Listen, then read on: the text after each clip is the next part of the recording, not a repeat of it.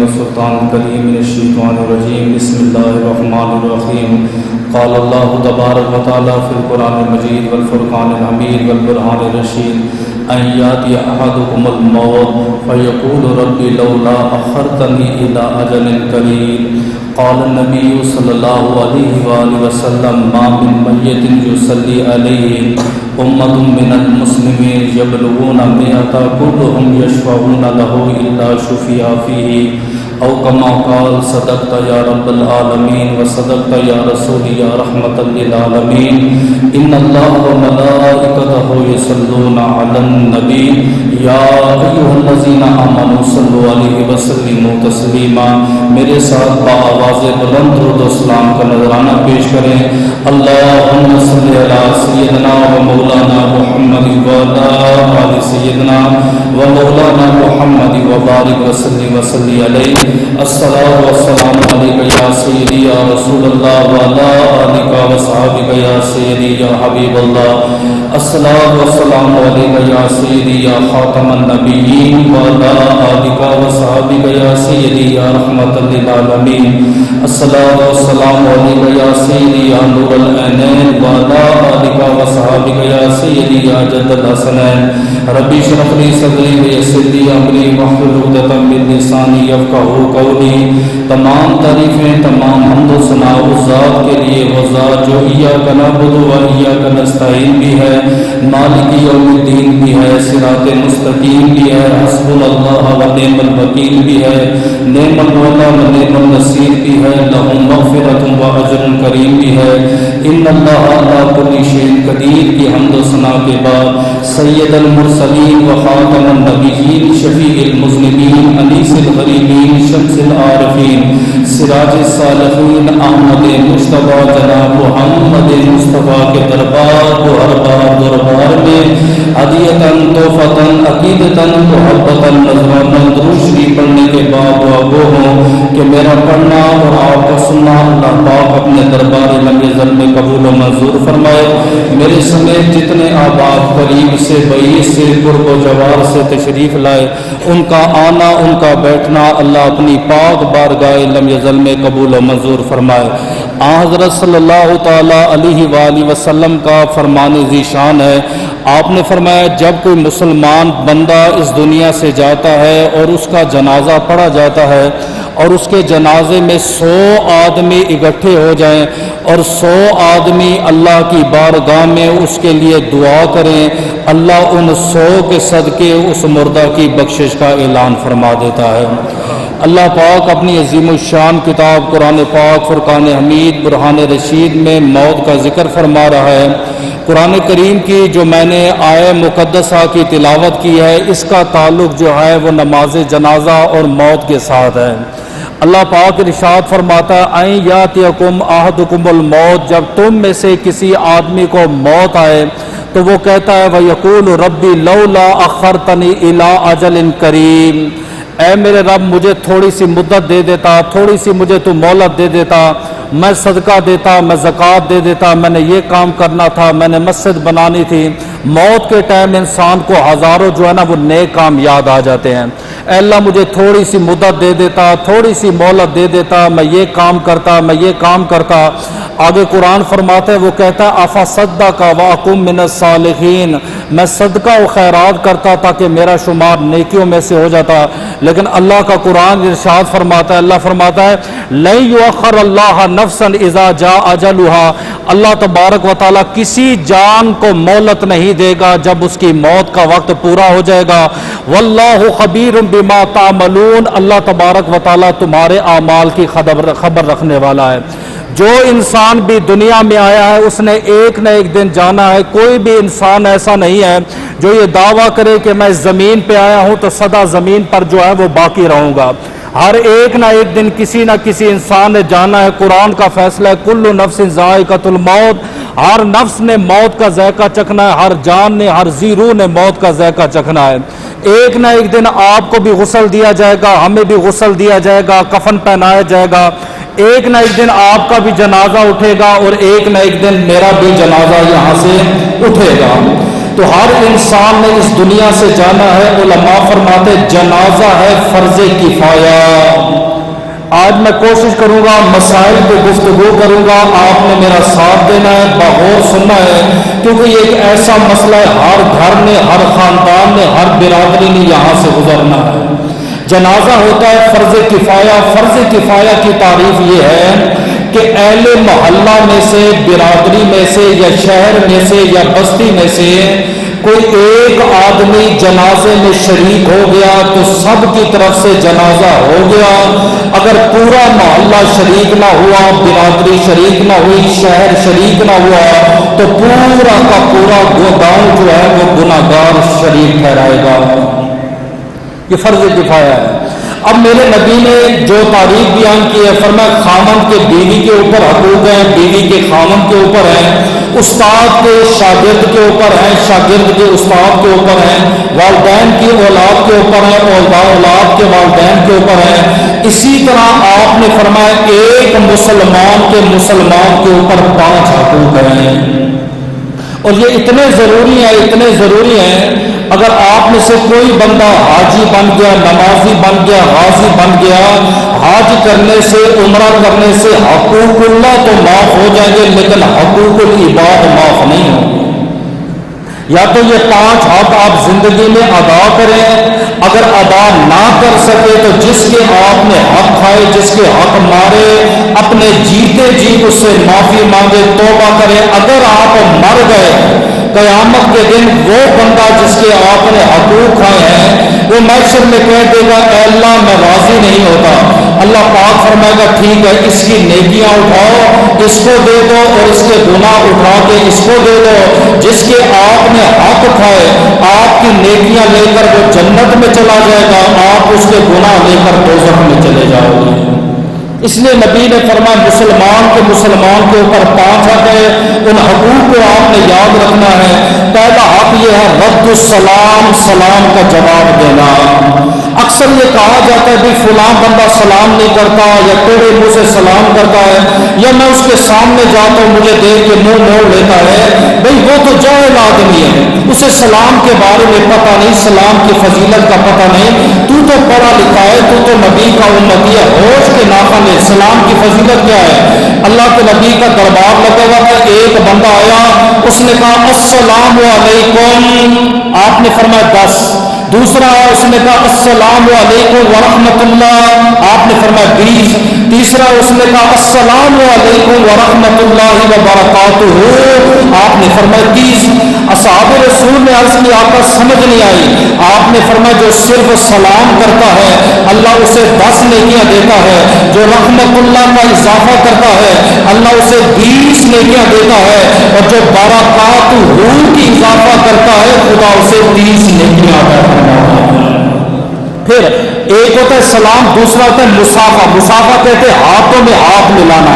اب کچھ دوست کیا کرتے ہیں، انگلیوں سے انگلیاں ملائیں، یا ہتھیلی کو تھوڑا سا مس کیا، یا آدھا ہاتھ دیا غرور تکبر کی وجہ سے، اور اپنا ہاتھ پیچھے پھینکے، یہ جائز نہیں ہے۔ سرکار دو عالم کی عادت کریمہ تھی، آپ جب کسی کو سلام کرتے اپنے ہاتھوں میں ہاتھ دیتے، اور اس وقت تک اپنے ہاتھ نہ کھینچتے جب تک سامنے والا اپنے ہاتھ نہ ہٹا لیتا۔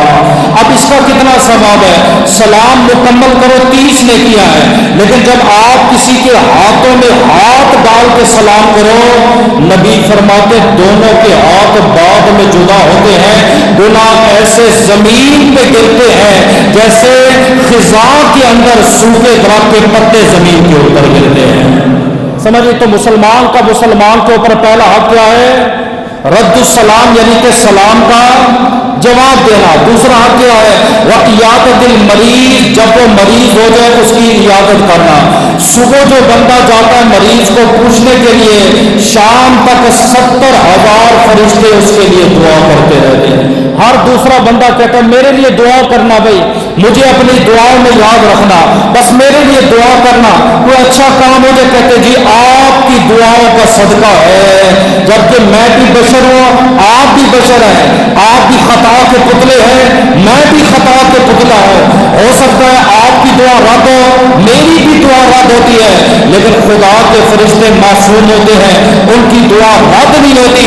نبی نے فرمایا لوگوں سے دعاؤں کا کہتا رہتا ہے، مریض کی عیادت کر 70,000 فرشتے شام تک تیرے لیے دعا کریں گے۔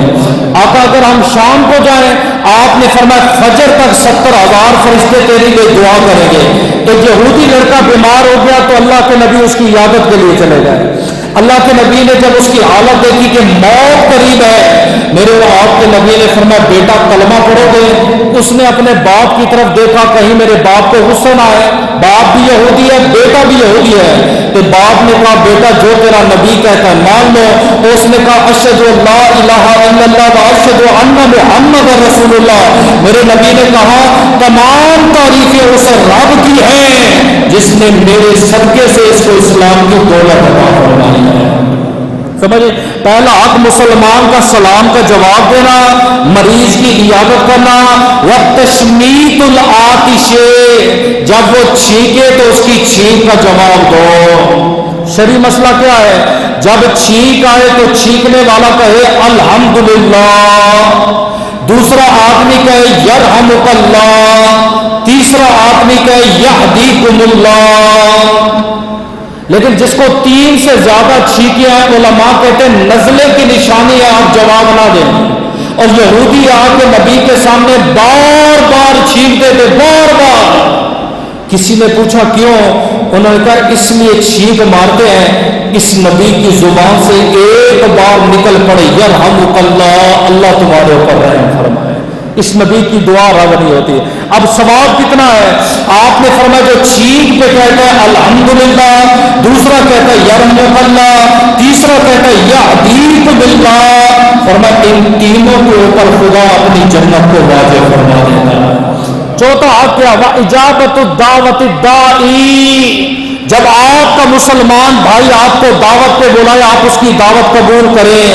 اور نبی فرماتے اگر مجھے کوئی بندہ بکری کے کھر یعنی بکری کے پائے کے اوپر بھی دعوت دے لقبلتھا، میں اس کی دعوت کو قبول فرما دوں گا۔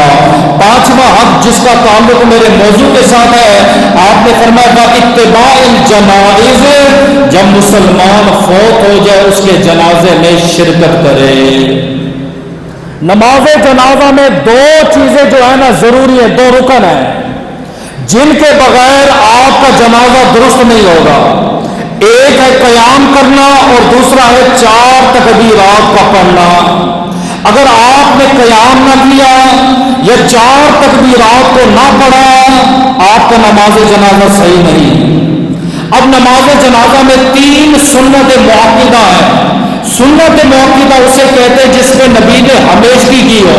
سب سے پہلے ثنا، اس کے بعد ہے درود، اس کے بعد ہے دعا حاضر اس میت کے لیے۔ تو یہ 5 چیزیں ہیں، 2 رکن ہو گئے اور 3 اس کے اندر جو ہو گئی وہ سنت مؤکدہ۔ اب جنازہ 6 بندے پڑھانے کے حقدار ہیں، یہ قابل غور بات ہے۔ 6 بندے جنازہ پڑھائیں گے، 7واں کوئی نہیں ہے۔ سب سے پہلے وقت کا جو بادشاہ ہے، اسلام کہتا ہے اس کی بادشاہت میں اگر کسی مسلمان مومن کا وصال ہو گیا، بادشاہ وقت اس کا جنازہ پڑھائے گا۔ جن کو قل ہو اللہ احد نہیں آتی یہ تو آپ سے حساب ہوگا۔ آپ نے نالی پر گٹر پہ اپنا وارڈ بیچا ہے، آپ نے یہ بھی نہیں دیکھا یہ شریعت کا پابند ہے کہ نہیں۔ پرانے جنازے اٹھا کے دیکھیں، بادشاہ وقت جنازہ پڑھائے۔ کہا اگر بادشاہ وقت موجود نہیں ہے، کہا بادشاہ کا وزیر جنازہ پڑھائے۔ کہا اگر بادشاہ بھی نہیں، بادشاہ کا وزیر بھی نہیں، پھر کون پڑھائے؟ فرمایا قاضی وقت جنازہ پڑھائے، جسے ہم سپریم کورٹ کا جج کہتے ہیں۔ ایک تیسرا حق ہے، سب سے پہلے بادشاہ جنازہ پڑھائے، اس کا نائب پڑھائے، سپریم کورٹ کا جج پڑھائے۔ اگر وہ نہیں ہے، فرمایا محلے کا جو مرکزی مسجد کا خطیب ہے، پھر خطیب جنازہ پڑھائے۔ کہا خطیب بھی نہیں ہے، فرمایا 5 وقت کی جو نماز پڑھاتا ہے وہ پڑھائے، لیکن اس سے بہتر ہے کہ میت کا ولی یعنی میت کا بیٹا اپنے باپ کا جنازہ پڑھائے۔ چوتھا نمبر میرا ہے، پانچواں امام کا ہے تو چھٹا اس کے بیٹے کا آتا ہے۔ امام اور بیٹے کا ایک ہی درجہ ہے۔ مجھے بتائیں، بادشاہ تو اللہ ماشاءاللہ فارغ ہو گئے، نائب کو بھی نہیں آتا، جج کو بھی نہیں آتا، خطیب ملا تو نہ ملا، امام ملا تو نہ ملا، بیٹا پیچھے ہاتھ باندھ کے کھڑا ہے۔ میں خدا کی قسم اٹھا کے کہتا ہوں 90% جو جنازے میں کھڑے ہوتے ہیں، باپ مر جائے بیٹے کو جنازہ نہیں آتا، بیٹا مر جائے باپ کو جنازہ نہیں آتا۔ رونا کس بات کا؟ یہ بڑی افسوس کی بات ہے، یہ دکھ کی بات ہے۔ آج بھی جو یہ جمعہ سن کے اس میں انقلاب نہ آئے اور جنازہ نہ سیکھے، میں کہتا ہوں اس کا فائدہ ہی نہیں مسلمان ہونے کا، اس کو اپنا مسلمان کہلانے کا فائدہ ہی کوئی نہیں ہے۔ اب جنازہ ہے کیا کرنا ہے؟ ہوتا یہ جمعرات والے دن ایک بندہ حضرت ہمارے جمعرات والے دن اس کی لاش کو رکھا جاتا ہے، انتظار کیا جاتا ہے۔ سب سے بڑی عیدگاہ یہ جنازہ گاہ کون سی ہے؟ وہ کہتے فلاں بن فلاں۔ اچھا جمعہ کتنے بجے ہوتا ہے؟ 2 بجے جمعہ ہوتا ہے، ٹھیک ہے۔ سب سے بڑا مولوی کے پیر کون سا ہے؟ فلاں بن فلاں ہے۔ امیر کا جنازہ ہے، پیر بھی آئے گا، مولوی بھی آئیں گے، بڑا اجتماع بھی ہوگا، 24 گھنٹے تک ڈیڈ باڈی گھر کے اندر پڑی رہتی ہے۔ حرام۔ یہ تو قیامت کے دن لگیں گے کوڑے، وہ کہیں گے ہاں بھائی گھر فوت کی ہوگی تھی 24 گھنٹے، تجھے کس نے کہا تھا اپنے باپ کی لاش کو لانا؟ زندہ تھا تو تو نے خدمت نہیں کی، قریب تو گیا نہیں ہے، آج مر گیا ہے، پراپتی کے لالچ میں 24 گھنٹے روتا ہوا بیٹھا ہوا سا، آج اس کا دامن نہیں چھوڑ رہا، غلط ہے۔ مولا کائنات فرماتے 5 کاموں میں جلدی کرو۔ کون سے؟ فرمایا گناہ ہو جائے توبہ کرنے میں جلدی کرو، موت کا کوئی پتہ نہیں۔ آپ نے فرمایا کہ نیکی کا ٹائم ملے، نیکی جلدی کرو، زندگی موت کا پتہ نہیں ہے۔ بیٹی جوان ہو جائے اس کی رخصتی کرنے میں جلدی کرو۔ مولا علی چوتھا فرمایا نماز کا ٹائم ہے، وضو کرو، جلدی مسجد میں پہنچو۔ 5واں آپ نے فرمایا گھر میں فوت کی ہو جائے اس کا جنازہ پڑھنے میں جلدی کرو، کیونکہ اس میں حساب و کتاب دینا ہے۔ بڑا لمبا امتحان ہے، بڑا لمبا پیریڈ ہے، اور یاد رکھو آخرت کی منزلوں میں سے سب سے پہلی اور سب سے مشکل جو منزل ہے وہ قبر کی منزل ہے۔ انبیاء کی دعائیں اٹھا کے دیکھیں، انہوں نے ہمیشہ دعا مانگی ہے اے اللہ ہمیں عذاب قبر کے عذاب جہنم سے محفوظ کرنا۔ آپ 24 گھنٹے اس کو اپنے پاس میں رکھے، کیوں؟ مکروہ ہے، جمعے کا انتظار کرنا مکروہ ہے، زیادہ سے زیادہ 3 گھنٹے 4 گھنٹے۔ پھر کیا کہا جاتا ہے؟ گاؤں آ رہے ہیں جی، گاؤں والے، اچھا اور میت کے ورثاء آ رہے ہیں، فلاں بن فلاں آ رہے ہیں۔ میں کہتا ہوں کاش پاکستانی قانون بن جائے، جو بھی جنازہ گاہ میں انٹر ہوگا پہلے نماز جنازہ سنائے گا، پھر جنازے میں شریک ہوگا۔ آپ کو گاؤں کے جنازے میں ایک بندہ بھی نظر نہیں آئے گا۔ 90% بے وضو، 90% جو کھڑے ہوتے ہیں بے غسلے، اور 90% وہ ہوتے ہیں میت کے ورثاء سمیت جن کو جنازہ آتا ہی نہیں۔ کن کا انتظار؟ ان کا جو جنازہ حرام کریں گے آگے۔ اسلام کہتے 3 بندے اور جماعت ہو جاتی ہے۔ کس نے تجھے کہا کہ اتنے 100 بندہ ہوگا تو جنازہ ہوگا، اتنے 1000 بندے ہوں گے تو بخشش ہوگی؟ نہیں۔ آگے چل کے میں اس کی وضاحت کرتا ہوں۔ اب ہو گئی ہے گھر کے اندر فوت کی، طریقہ کار کیا ہے؟ آپ نے فرمایا سب سے پہلے ماں مر جائے تو بیٹی کو چاہیے غسل دے، جب باپ مر گیا تو بیٹے کو چاہیے وہ غسل دے۔ ہم کیا کرتے ہیں؟ کفن کیٹی کا ہو جی، میرے بابا جی کاٹن پہنتے تھے، کفن آلہ ہو، مولوی بھی بڑا ہو، قبر بھی اونچی ہو، ہم کہتے غسل۔ اور محلے میں جو خادم ہے نا، خادم کو بلاتے ہیں۔ خادم اس لیے نہ تھا، خادم کو ہم نے رکھا تھا مسجد کی خدمت کے لیے۔ باپ کی وراثت تجھے ملی ہے، کوٹھی کا وارث تو ہے، جائیداد کا وارث تو ہے، گاڑیوں کا وارث تو ہے، میں کیوں غسل دوں تیرے باپ کو؟ کیا تم مسلمان نہیں یا مسلمانوں کے گھر میں نہیں پیدا ہوا؟ کم سے کم تو اتنا تو سیکھ لے، غسل دینا کون سی اس کے اندر سائنس ہے؟ آپ کے بچے فزکس پڑھ رہے ہیں، سائنس پڑھ رہے ہیں، پوری رات کتابوں میں وہ سر رکھ کے بیٹھے رہتے ہیں، کبھی آپ نے بھی کہا ہے اور پتر میں مر گیا تو میرا غسل دو گے کہ نہیں دو گے؟ وہ طریقہ آتا ہے کہ نہیں آتا؟ کوئی نہیں آتا۔ اور جس حال میں غسل دیتے ہیں اللہ ماشاء اللہ ہم وہ بھی کانوں کو ہاتھ لگاتے ہیں۔ قصور والدین کا ہے، جو انہوں نے پڑھایا بچوں نے پڑھا، بچے سائنسدان بن گئے، ہمارے بچے ڈاکٹر بن گئے، انجینئر بن گئے، گھر کے اندر ایک بیٹا بھی نہیں نکلا ایسا جو اپنے باپ کو آخری غسل دے سکے۔ کیا فائدہ؟ محلے کا خادم آ جائے گا لیکن اس کے اندر وہ درد نہیں ہوگا تیرے باپ جو تیرے سینے میں درد ہے، اس کی آنکھوں میں وہ آنسو نہیں ہوں گے جو تیری آنکھوں میں آنسو ہیں۔ نبی فرماتے بیٹا دے، کیوں؟ آپ نے فرمایا ہو سکتا ہے میت میں کوئی عیب ہو، بیٹا پردہ رکھ لے گا۔ بیٹی دے، ماں میں کوئی عیب ہو، بیٹی پردہ رکھ لے گی، خادم کو بلاؤ گے پورے محلے میں ڈھڈورا پھینک دے گا، فلاں بن فلاں کو غسل دیا، منہ کھلا ہوا تھا ماغلا، کیوں؟ وہ خادم ہے، اس کو تو علم ہی نہیں ہے نا۔ اگر اتنا علم ہوتا منبر پہ نہ بیٹھا ہوتا، اس کو تو علم بھی نہیں ہے کہ میت کی برائی نہیں کرنی، اس کا تو کوئی رشتہ دار بھی نہیں ہے، اس نے آ کے غیبتیں کرنی ہے۔ اب فرمان سنو، آپ نے فرمایا من ستر مسلمن ستر اللہ یوم القیامہ، جو کسی مسلمان کی پردہ پوشی کرے گا قیامت کے دن اللہ پاک اس کی پردہ پوشی فرمائے گا۔ اب سنو مولا کائنات کا فرمان، آپ نے فرمایا جس نے میت کو غسل دیا اور کوئی عیب ہوا اس نے عیب چھپا دیا، پھر کفن کیا، پھر اس کے بعد جنازے میں شریک ہوا، آپ نے فرمایا اسے ایک کی رات کا ثواب ملتا ہے۔ مولا علی ایک کی رات کتنی ہوتی ہے؟ فرمایا خدا احد پہاڑ کے برابر نیکی عطا فرماتا ہے، صرف عیب چھپانے پر تو جنازہ پڑھنے پر۔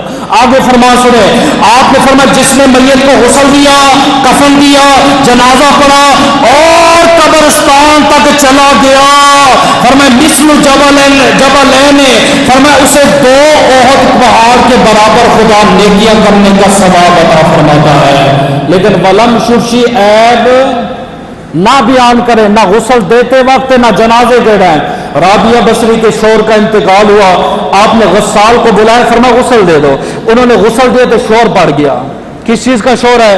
انہوں نے کہا معاذ اللہ یہ جو آدمی ہے یہ نامرد ہے۔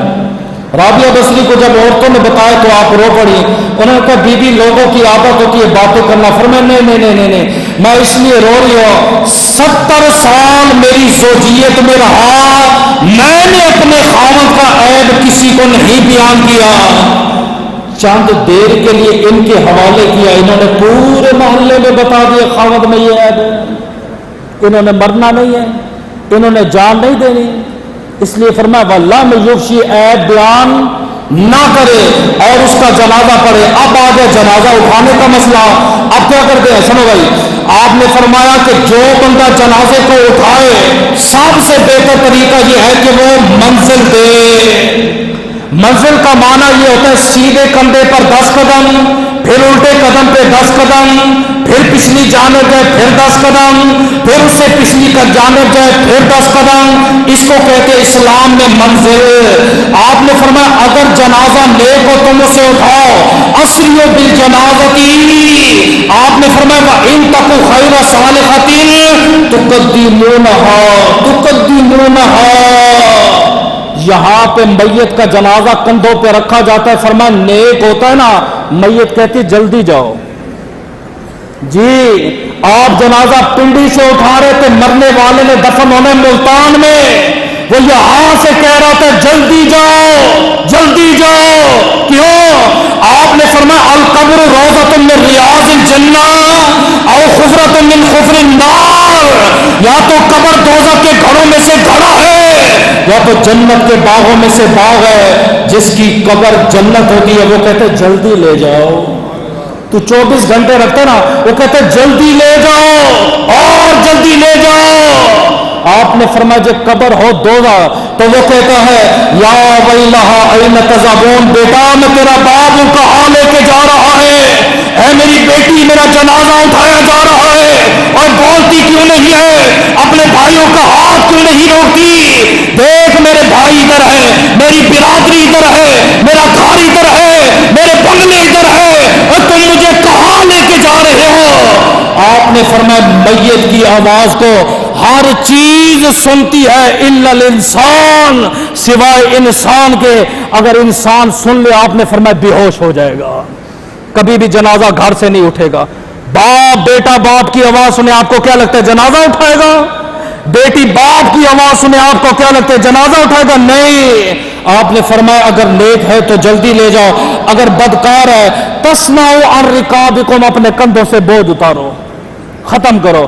اب مسئلہ ایک تیسرا آ گیا، جنازہ اٹھاتے نا، کئی لوگ ہوتے ہیں حاسد بھی ہوتے ہیں، پیار کرنے والے بھی ہوتے ہیں۔ کچھ لوگ کہتے ہیں جنازہ بڑا ہلکا تھا، جنازے میں وزن نہیں تھا، بالکل ہلکا پھلکا جنازہ تھا۔ اور دوسری طرف وہ لوگ ہیں وہ کہتے ہیں جنازہ بڑا بھاری تھا، میرے تو کندھے سوج گئے ہیں، میرے تو کندھوں میں درد شروع ہو گیا ہے۔ اب ان کی تعبیر کیا ہے؟ وہ کہتے ہیں ہلکا جنازہ معاذ اللہ جنتیوں کا ہے، تے بھاری جنازہ جہنمیوں کا ہے۔ ایسا نہیں ہے۔ اگر یہ دلیل ہے، میں دلیل توڑ کے ایک روایت بیان کر دیتا ہوں۔ ایک آدمی کا جنازہ اٹھا، جنازہ جب اٹھایا گیا، جنازہ جو تھا وہ ہلکا تھا۔ محلے میں جنازہ پہنچا تب بھی ہلکا تھا، چوک میں جنازہ پہنچا تب بھی ہلکا تھا۔ جیسے ہی مسجد کے قریب سے جنازہ پہنچا، جنازے بھاری ہو گیا، اتنا بھاری ہو گیا حتیٰ کہ لوگوں نے مشورہ کیا جنازے کو یہیں پہ رکھ دیا جائے۔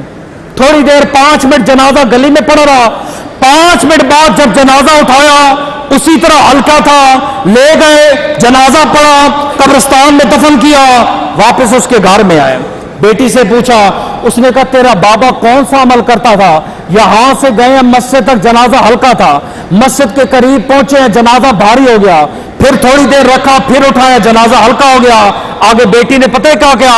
اس نے کہا کیا مسجد سے اذان کی آواز آئی تھی؟ انہوں نے کہا آئی تھی۔ فرمایا میرا بابا ہر ٹائم اذان کا ادب کرتا تھا، اذان ہوتی کھڑا ہوتا بیٹھ جاتا، بیٹھا ہوتا کھڑا ہو جاتا، کھانا چھوڑ دیتا، ہمیشہ اذان کی تعظیم کرتا تھا۔ آج جب تم نے میرے باپ کا جنازہ اٹھایا، مسجد سے اذان کی آواز آئی، بعد مرنے کے میرے بابا کا لاشا جنازہ اذان کا ادب کر رہا ہے۔ تکبیر،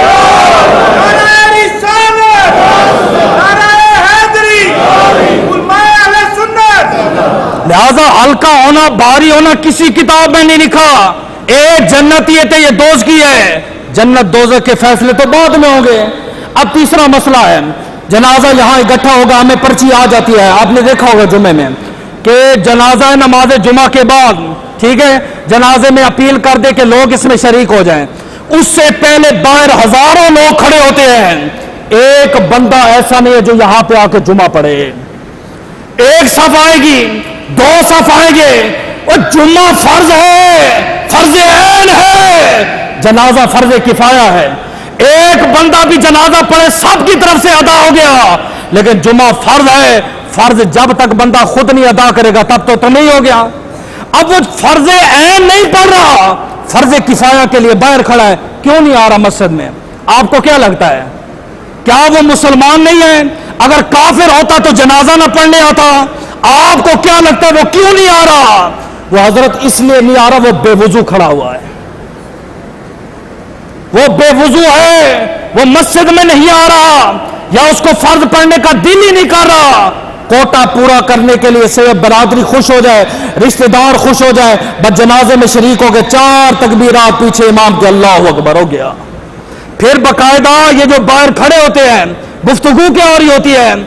فلاں مرا، آج اس کا جنازہ اٹھا ہے نا، اب پتہ چلے گا جی، میرے ساتھ یہ ظلم کیا اب پتہ چلا، میرے ساتھ اس نے یہ کیا تھا آج اس کو پتہ چلے گا۔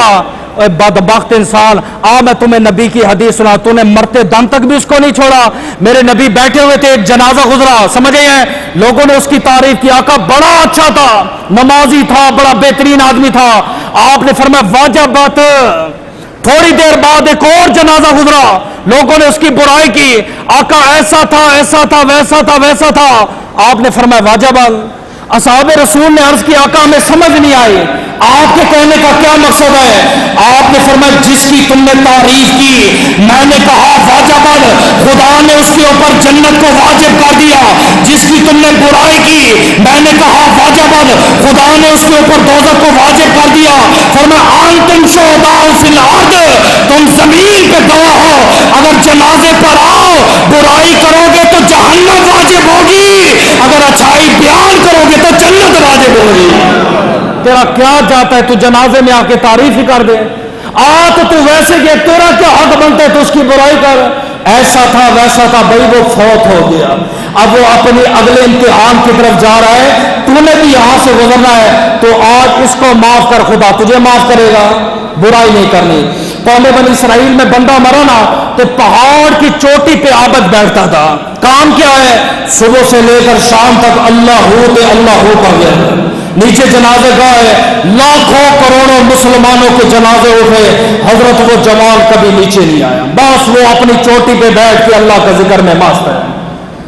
ایک دن قوم بنی اسرائیل کا جو سب سے بڑا فاسق ہے مرتا ہے، وہ عابد اپنی عبادت گاہ کو چھوڑ کے زمین پہ آیا، غسل دیا، کفن دیا، جنازہ پڑھایا، لوگوں نے کہا بڑے بڑے کتب تھے، بڑے بڑے غوث مرے ہیں، تو جنازے میں شریک نہیں ہوا، آج زمین پہ آیا اس کے جنازے پر، جسے قوم بنی اسرائیل فاسق کے فاجر کہتی ہے۔ آپ نے فرمایا میں خود نہیں آیا، میرے رب نے کہا میرے دوست کا وصال ہو گیا، جا جنازہ پڑھ گیا۔ اور میں گھر والوں سے پوچھ لو، گھر جا کے پوچھا کہ بیوی بتا اس خاندان میں کون سی نیکی کی؟ اس نے کہا اور تو مجھے پتہ نہیں، 3 نیکیاں کی، دن کو چوریاں کرتا تھا، رات کو خوف خدا سے روتا تھا، نمبر 3 دوسرا آپ نے فرمایا فجر کی نماز کا پابند تھا، تیسرا جب بھی کوئی یتیم مسکین ہوتا اسے اپنے ساتھ لے آتا، خود کھانا بعد میں کھاتا، پہلے یتیموں کو کھانا کھلاتا۔ فرمایا اسی وجہ سے رب نے اپنا دوست بنا رکھا ہے، لہذا آپ یہ فیصلے نہ کیا کرو کہ فلاں گناہ گار ہے، فلاں ایسا کہ فلاں ویسا، اس کے اور اللہ کے معاملات ہے، ہو سکتا ہے اللہ اسے معاف کر دے، ہو سکتا ہے اللہ تبارک و تعالیٰ اسے پکڑ لے۔ ہم تو یہ دعا کرتے ہیں اللہ ہر مومن مسلمان کو جنت الفردوس میں اعلیٰ مقام کے مرتبہ عطا فرمائے۔ اب نماز جنازہ کا طریقہ کیا ہے؟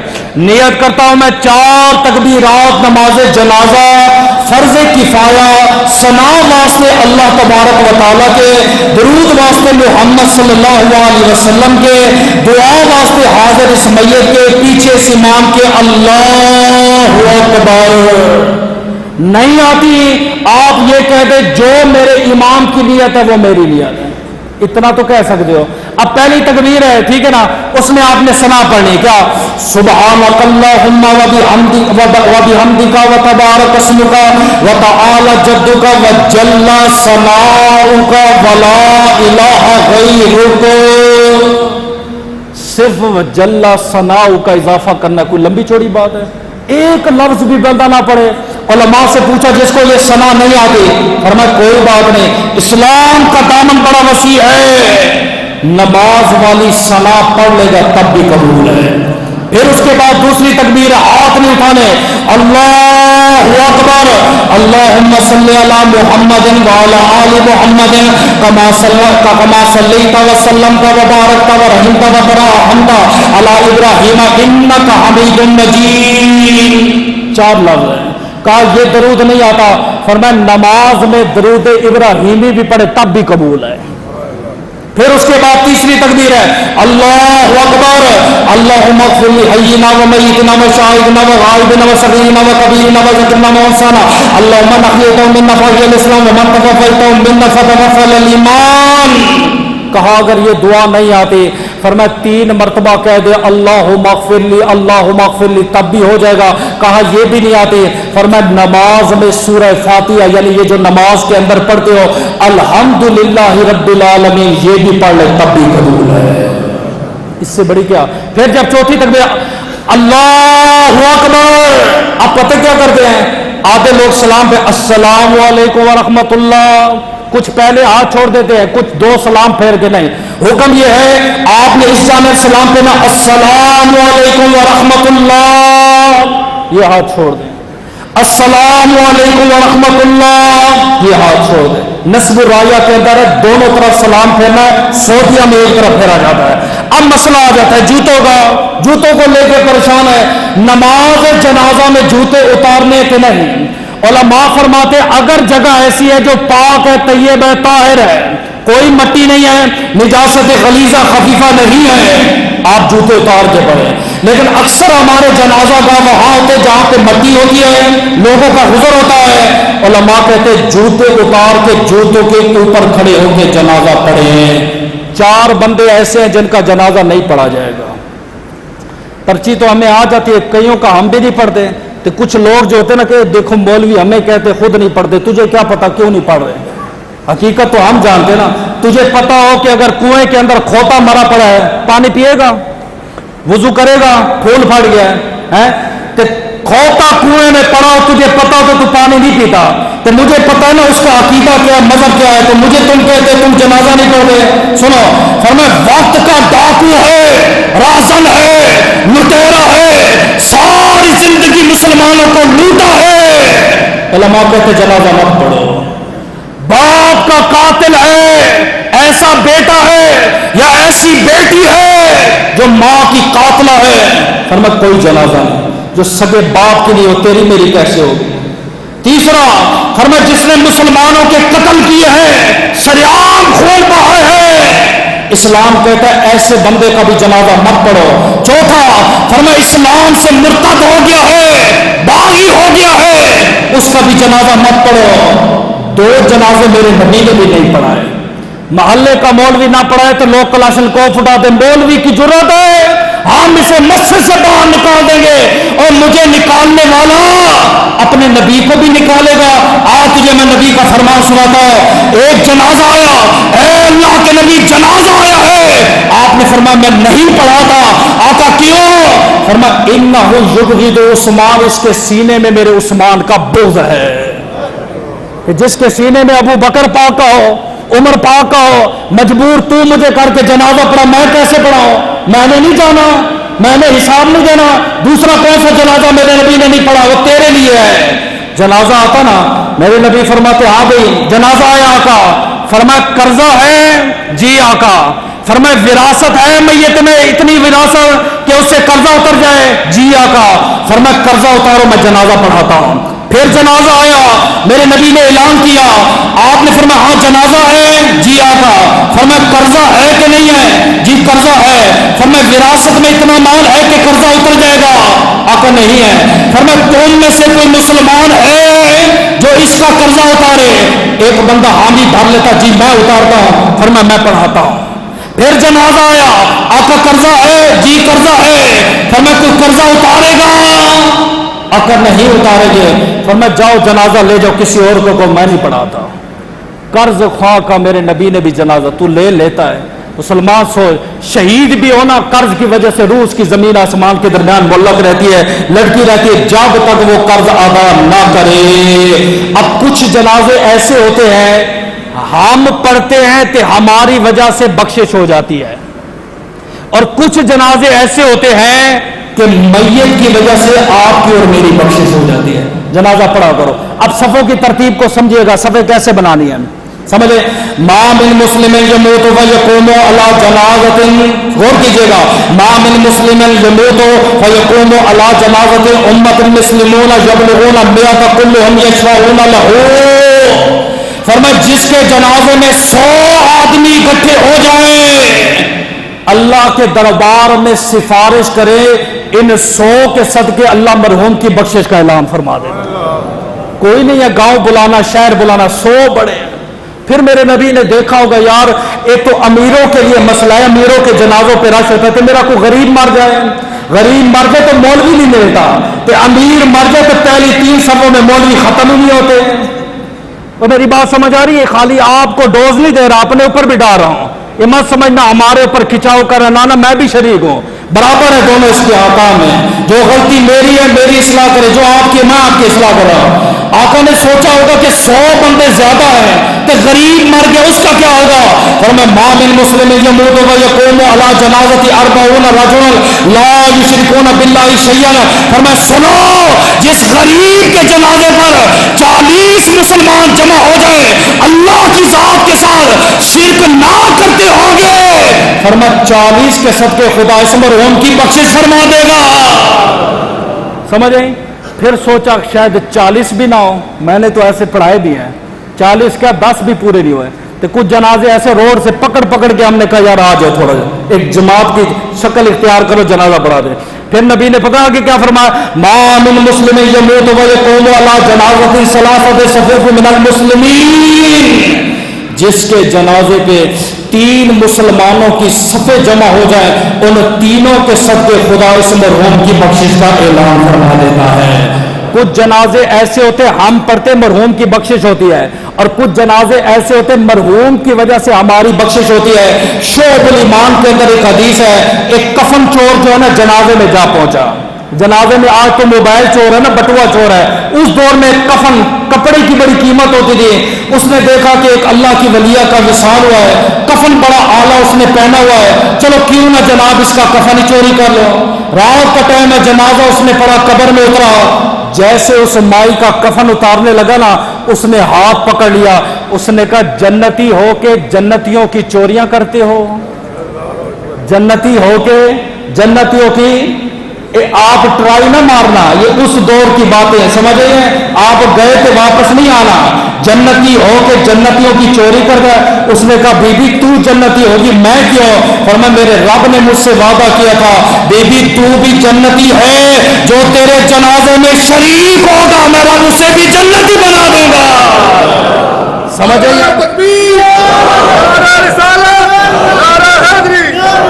اب اگلا مسئلہ وہ ہے دعا کا. جنازہ آتا نا باہر، ہم جیسے سلام پھرتے کچھ مولوی جنازہ لے کے بھاگ جاتے ہیں، تو ہماری پارٹی کے بھی کچھ ضدی ہوتے ہیں، وہ اس کے پیچھے بھاگتے ہیں، اللہم صلی علی محمد. قبرستان تک وہ مولوی پیچھے، ایک مولوی جنازہ لے کے بھاگ رہا ہے، دوسرا پیچھے بھاگ رہا ہے، دعا پڑھ رہا ہے. اب کیوں بھائی جنازے کے بعد دعا جائز نہیں ہے؟ اچھا دعا ہے کیا؟ نبی نے فرمایا الدعاء عبادت، دعا عبادت ہے. دوسری ہے الدعاء مخ العبادت، دعا عبادت کا مغز ہے. مجھے یہ بتاؤ عبادت سے کون روکتا ہے؟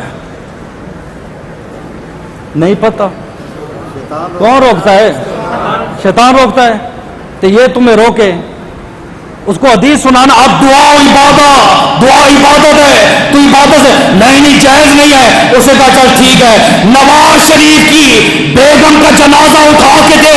جنازے کے بعد باقاعدہ اجتماعی دعا ہوئی ہے. صرف امت کو اتنا بتانا چاہتا ہوں، میں تفرقہ واریت پر 3 طلاقیں دے بیٹھا ہوں، میں لعنت کرتا ہوں، لیکن اتنا میں امت کو ضرور کہوں گا امیر مر جائے جنازے کے بعد دعا ہوتی ہے، غریب مر جائے تو جنازے کے بعد دعا جائز نہیں ہے. دیکھو بھائی جنازہ کس نے پڑھا تو کیوں دعا ہوئی ہے؟ قانون سب کے لیے برابر ہے، شریعت سب کے لیے برابر ہے. اگر امیر مرے گا جنازے کے بعد دعا کریں گے، جو غریب مرے گا تب بھی دعا کریں گے. آخری بات ہے، ایک لائن کی حدیث ہے سن. ایک مائی مسجد میں جھاڑو دیتی تھی، جب اس کا انتقال ہوا میرے نبی نے فرمایا وہ مائی کہاں پہ ہے؟ آقا اس کا تو رات کو وصال ہو گیا. فرمایا تم نے مجھے بتایا کیوں نہیں؟ آقا آپ کے آرام میں خلل آتا. آپ نے فرمایا اٹھو بھائی، میں اس مائی کی قبر پہ جانا چاہتا ہوں. میرے نبی اس مائی کی قبر پہ گئے. میرے نبی نے ایک روایت میں آتا ہے صلی یصلی، آپ نے جنازہ پڑھا. دوسری روایت میں آتا ہے میرے نبی نے دعا کے ہاتھ اٹھائے، پھر میرے نبی مسکرائے. آقا مسکرا کیوں رہے ہیں؟ آپ نے فرمایا ان اللہ ینور بصلاتہم، فرمایا قبر میں اندھیرا تھا، میری دعا سے خدا نے قبر میں اجالا کر دیا.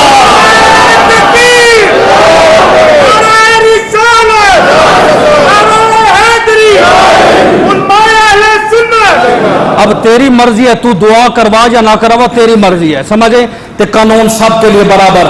امیر مر جائے تو دعا بھی کریں گے، غریب مر جائے تب بھی دعا کریں گے. میں نے جنازے کا سارا بتا دیا. کوشش کیا کرو نماز جمعہ کے بعد جنازہ ہو اس میں ضرور شرکت کیا کرو. آپ نماز پڑھیں، اس سے پہلے آپ کی نماز پڑھی جائے گی. دعا ہے کہ اللہ عمل کی